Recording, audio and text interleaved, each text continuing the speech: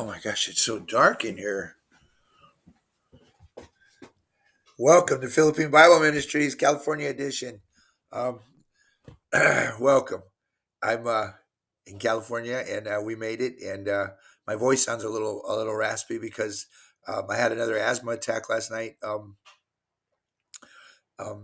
the flight was very stressful.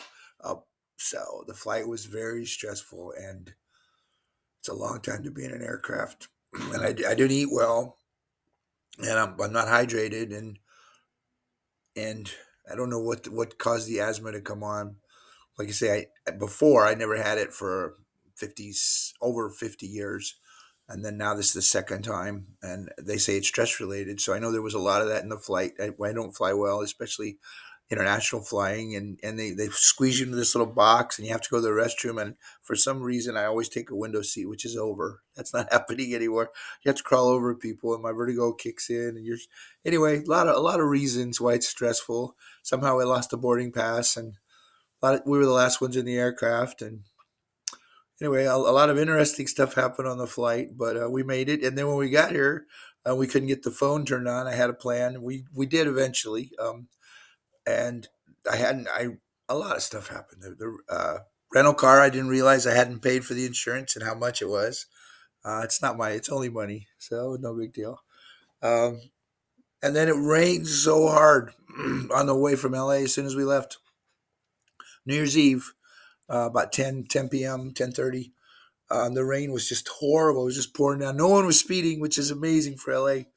I was speeding for a minute, and then there's just too much water on the road, and so it was a little bit insane, right? And then we finally made it in, and then last night I couldn't breathe in the middle of the night. I'd wake up going, and forgetting what the doctor had told me about breathing through my nose. But I'm better now. It started as a cold, and now I'll be fine. At least I have the breather from before, and I'll be fine. It just takes a minute. Um, it got me really, really upset, though, to be honest with you. Um, I started thinking, well, what if I can't live in the Philippines because I have asthma and I can't breathe in the wet weather and my life falls apart. I got all these weird notions going on, and then I just prayed a lot, which is good. It's good for my prayer life. So then I just got close to the Lord again, and He just held me and said, "It's all right, man. It's gonna be all right. Don't worry about it." And then if you see this shirt I'm wearing here, it's called The Chosen, and I love The Chosen, not because it's biblically correct or anything. Oh wait, Chloe wants to say hi. Maybe say hi, Chloe. She just wanted to be cute. So we're with Chloe, my little niece that we've basically known since she was born. We've known her since she was born. We used to live with her.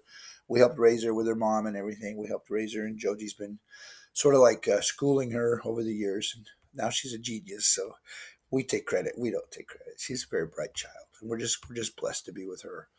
Um, in this really awesome condo. Not condo. It's a really nice little house in San Marcos, not far from Lake San Marcos. Really nice. Oh my gosh, it's so nice. We got it for a pretty good deal this year. Now it's double for if I want to book it again, it's double all of a sudden. So, thank you, Lord, for this little blessing of a house. It's so cool. Anyway, so what I wanted to get to real quick. You know what? Let's do the house maybe for a minute, huh? So it's a pretty cool place. You can't see a lot of it. It's got a nice bathroom and stuff. I don't need to show you the whole thing. The kitchen is the main thing. Don't look, Joji. Don't look. She did it. And then it's got this nice big thing going on out here. So there you seen it for a minute.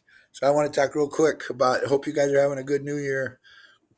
But I want to talk about the chosen real quick. Happy New Year! And stress can cause asthma. That's going to be two of the headlines. And the other one is the reason I love the chosen is because the characters, because of the heart, not because it's biblically. It does have true Bible stuff that really happened, and it hasn't missed anything yet so far. I was kind of concerned about the Catholic thing because I know the guy that plays Jesus is a Catholic, and but he's a pretty cool guy, and from what I've heard, he's pretty solid. But they did talk about Jesus' brothers because he did have brothers. She wasn't a perpetual virgin, and that's pretty biblically accurate. So anyway, but there is issues with it. There's some issues biblically with it. because it's just made up stories about people to show you the character and the heart of Jesus and the heart of the people and the heart of the issues, right? And even though the guy who made it, I don't like the way he promotes it. It's like very just not the that's not me, right? The way he promotes it, it's just like a big promotional thing. And so I guess that's what it takes to get billions of followers. I don't know. And he thinks that the Mormons have the same Jesus, and in a way they do, because there was a guy who lived in Jerusalem who was crucified on a cross. His name was Jesus. That's the same Jesus. But the brother of Satan, that's not the same Jesus. And the guy who appeared to the Native Americans, that's not the same Jesus. So, maybe he doesn't know. Or I mean, they did build the sets years ago in Utah so they could do stuff like this, and it looks really cool. Um, so I don't know. I don't really care, because I can tell you this: the stories and the heart of the stories is what I care about, and the reason it moves me. Speaking of my asthma, for example, because the last episode I watched, there's a guy they call Little James. The Bible called him James the Lesser, one of the apostles. Um, in the story, now then, once again, this is a character who has been sort of added to show the humanity, not because they're trying to be accurate about every part of the story, but in the story he's lame, and he hasn't been healed. And Jesus is getting ready to send them out. That time he sent them out, he said, you'll be able to fight demons, you'll be able to heal people, and blah, blah, blah.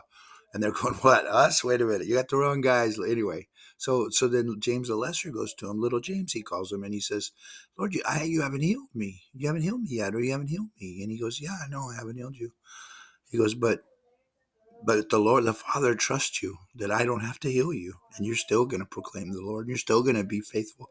And I thought that, and that was just so powerful. And the guy's crying, and he's like, because God trusts him enough not to heal him. The power of that, my friend, is just beyond awesome, because that's what happens in the real world. Not everybody gets healed. We all want to hear the stories, the amazing stories, and there are amazing stories of healings and whatnot. But there's also the story of the person who was not healed yet remained faithful. The person who lost everything yet remained faithful. The person whose life was not a bowl of cherries. The person who was, persecuted, neglected. Jesus said, in this world you will have tribulation, man. He didn't say everything's going to be peachy keen and God's going to bless everything you do and he's going to open doors for you. And that's what we think naturally. I mean, people want it comfortable, but that's not what God said. He said, the Lord said, Jesus said, in this world you'll have tribulation. So that's what he told me last night. He said, you know what? I'm not going to heal you right now, because are you going to not love me if I don't? No, of course not. Life's a part-time job, man. No matter how bad it gets here, and it's so bad, and then like the thing I've been trying to tell people is that we have an earthly perspective. Of course we do, right? But I'm grateful for my eternity, and that's the only thing I was said, and I was very honest, and I was sort of broken about it this morning with my wife. Is like, if you make me ill and you throw away my ministry, and Lord, it's up to you, man. It's all on you. And so at the end of the day, you don't embrace these things in a way, but you do embrace them, because Paul says it, count it all joy, and he says suffering, that I can take up the suffering of the cross, the suffering of Jesus, and that's a thing. That's a disciple thing, brother. That's a real disciple thing. That might not be where you're coming from. That might not be your idea of following Jesus, but that's Jesus's idea. So I just want to let you guys know that I love you, and that if your New Year is great and positive and happy, and that's great. That's just wonderful. But if you come up through any trials and tribulations, you just may be, right? It may just happen. Jesus still loves you, and he still has a plan, and his plan is an eternal plan.